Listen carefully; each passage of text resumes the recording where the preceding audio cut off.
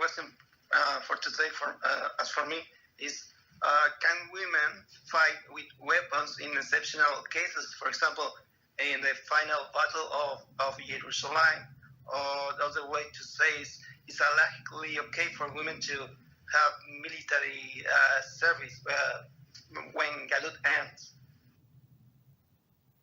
Okay, so there is basic rule that women are not allowed to go into army, and they're not allowed to even carry a weapon, right? So we actually learned in Igras Moshe, and it was it took us, I don't know, several days, but the days were every class is like 10-15 minutes, so it's not that much, but it went a lot of information into that. So one of the settler women, actually asked him, "Is she allowed to carry a gun?"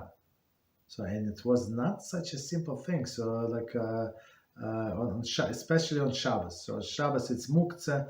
So like and she's not allowed to it's implements of men, implements of war. So they usually don't. But at the end of the day, it was not so easy. But he allowed him because it's a practical danger to life.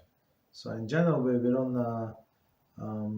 don't draw women into the army. Absolutely not on any positions. Doesn't matter. She's a secretary, schmecretary. We can have men that is not fit health-wise. They can be secretary. They have good writings. They have good typing skills. The women must do the women's job, and men must go to the army. Right? But in the last battle, if there is a danger to her life, yes, she's allowed to take a weapon and fight to protect her life, to protect her honor. On one hand, on the other hand, we have to remember it's going to be the war of HaShem. So it's not. So he's going to fight our wars. Of course, we do a shtadlus, but remember that HaShem is going to fight our wars. Don't count on your weapons. Don't count on your skills and how like sharpshooter you are. It's not about that. So just if you be holy enough, so Hashem is going to protect you. And even if just think about it. Even if you die, so then what? So you're going to resurrect years later with the resurrection of the dead. So it's what importance in what stage you're going to die.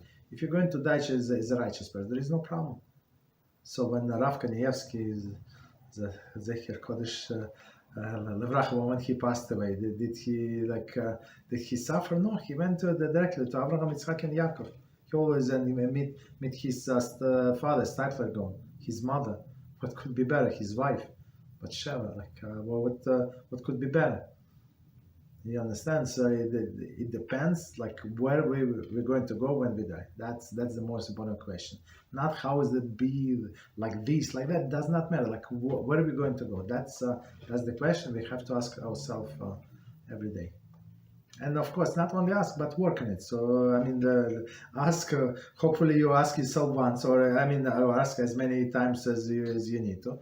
But you have to have a goal that to go to the right place, the good place. Without doubts. If you have doubts, ask yourself. Maybe it's good to ask yourself. And are like based on my performance of today, am I going to a good place or I'm not ready? So that's the thing. Okay. Thank you very, very much. Yeah. You're welcome.